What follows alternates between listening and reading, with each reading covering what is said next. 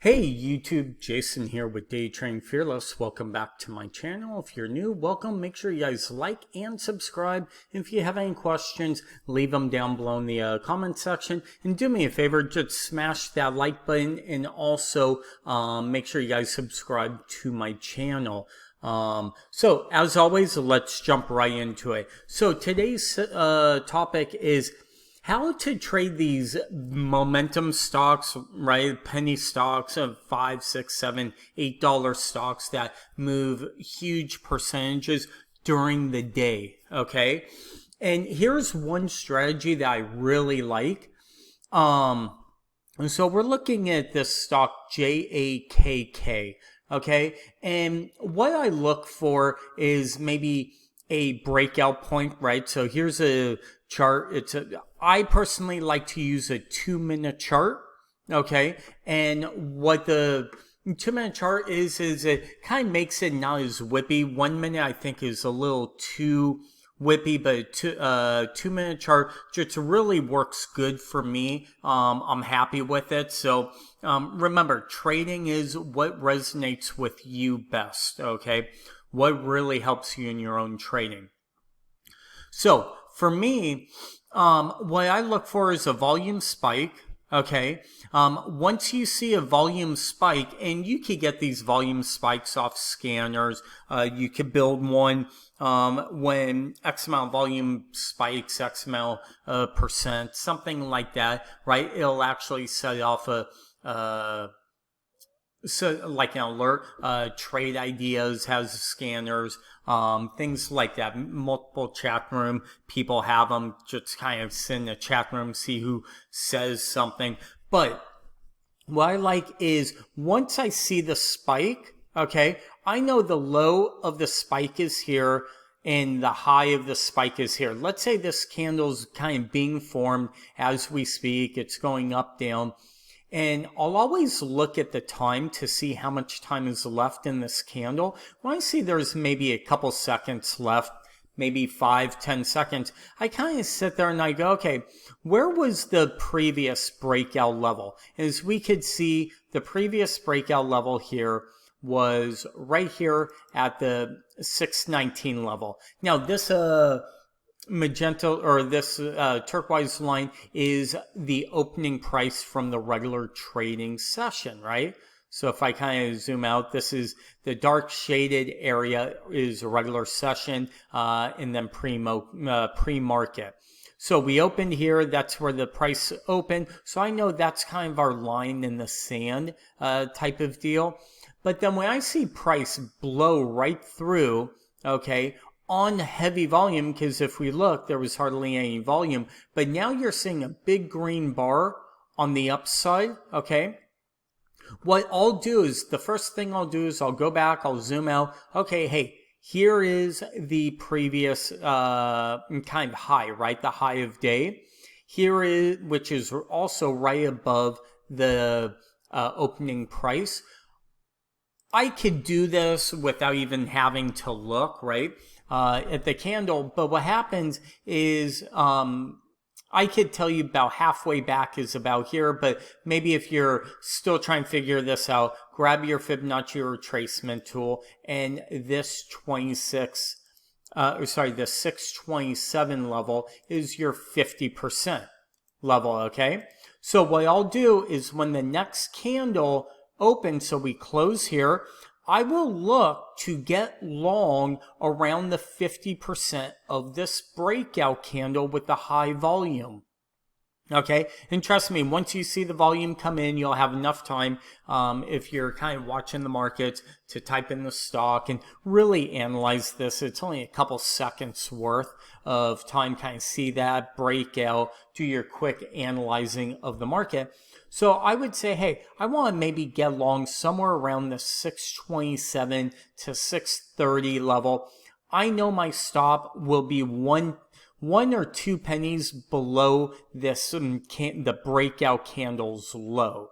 Okay, because if we kind of come all the way back down, give that up, I no longer want to be in this trade.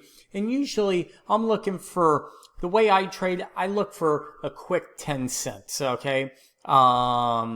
Because if you're doing 1,000 shares, 10 cents is $100, right? If you're doing 100 shares, it's $10. If you're doing 10 shares, it's $1, okay? And without commissions now, there are no commissions. While day trading, it really helps to not have to worry about that commission side, the cost of doing business, which is really one of the reasons why I've jumped in to day trading penny stocks. I still do my S&P EMA futures, always will, but there's a lot of times where trades don't set up for a while, so this kind of keeps me active during the market.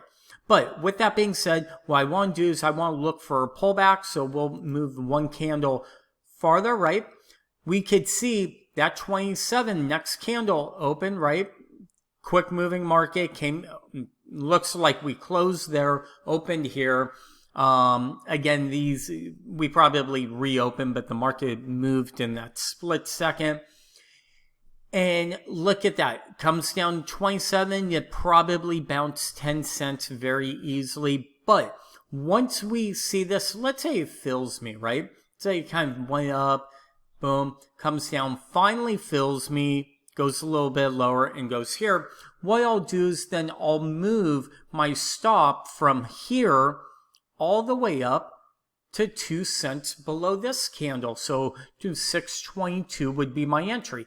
So originally, if I'm entering at 627, right, we'll say 628, my stop would be at 607, probably 2 cents below that. That gives me 21 cents of risk, right? But I know that when this candle's kind of forming, I'm watching the low of this candle. Well, I know the low of this candle is now 624. I get filled, right? My stop's here. This candle closes, and let's say I didn't get the bounce yet.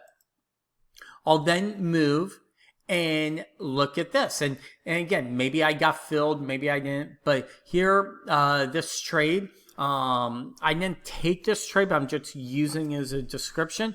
But more than likely, you probably got filled on this trade. But let's say you didn't get filled. Here, you would put a stop to 2 cents below here, right? So 24.32 would be your entry, right, or your exit. And look at this, we only went 1 penny below to 623. You're still in it, and it rallies all the way to 636. Well, guess what? You're still in the trade because remember, our entry was 28. By us moving our stop from down here all the way up here to 2 cents, we've now reduced our risk down to 6 cents. So our risk reward, we're looking for 10, okay, and we're risking 6. Let's see what happens on the very next candle. There it goes, closes, and there you have gotten your 10 cents of risk. With penny stocks, one of my rules is I like to use 2 cents as my default, because a lot of times you'll see a penny go 1 penny below and then reverse, something like this. But again, overall, I like high volume, the breakout. I like to buy back around the 50%, and I put my stop there once the next candle closes, right? And I can move my stop higher, and I just start to follow the trade to the upside. So I hope that kind of helps. If you look at this, right, we have another kind of breakout, right? Very large extended. Let's say 660 is the level I want to be a buyer, right? I might have an order when we're here for the next candle, buy at 660. My stop would go 2 cents below here at 43. Okay, so 60 to 43 is 17 cents. Let's see what happens. Comes right here. Maybe I got filled, maybe I didn't, but let's say I did, right? It bounces, and there's my 10 cents. I literally took 0 heat of risk, okay? And then you could just see, all you do is, let's say I didn't get filled here, my target was up here. I would then just move my stop to here, and now it's a risk-free trade, and so on. It's just using price action and pullbacks to enter a trade using penny stocks or momentum stocks, which is a really, really good trading strategy because you're able to reduce risk, and you also know the stocks can be very whippy, but usually when you look at breakouts, usually it retraces about 50% and then you get some type of bounce and whippiness. Very rarely do these go straight up and come right back down. It happens. That's why we have our stop loss. But if we're managing it, okay, we're able to control our risk. Now, another way is you could say, hey, let me get long here. Okay, maybe you're a type of trader that wants to have the big runners. Okay, me personally, give me my 10 cents and go. My smash and grab trades, right? I'm not looking to be a hero. I'm just looking to pick up nickels and dimes all day long. Okay, I want my equity curve to look like this, right? Over time. I don't want it to look like this and then down and then up and then down and then big up, right? That's not the way I want my equity curve. Pick up nickels and dimes, manage risk, and just slowly work my way up. Because when I do that, I'll have a lot more winners than losers, and I won't get frustrated with the markets.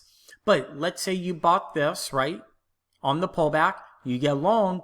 Well, leave your stop here. When we break above this new high, maybe move your stop all the way up to this new swing low. Because once we make a new high on this candle, this is now your swing low. Maybe go a couple pennies below, and just so on. And you could have grabbed yourself a nice runner, because originally you had about 20 cents, 21 cents of risk. Well, if you got in at 630, thing ran, even though it's after hours, all the way to 687, right? 686.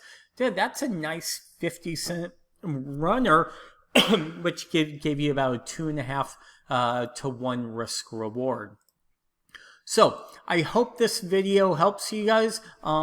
This is just my way of day trading penny stocks on a pullback. It's one of a couple strategies that I use every day in the market. And hopefully, if you guys like this, make sure you guys hit the like, subscribe, and comment down below if you have any questions. Until next time, we'll talk to you soon. Thank you.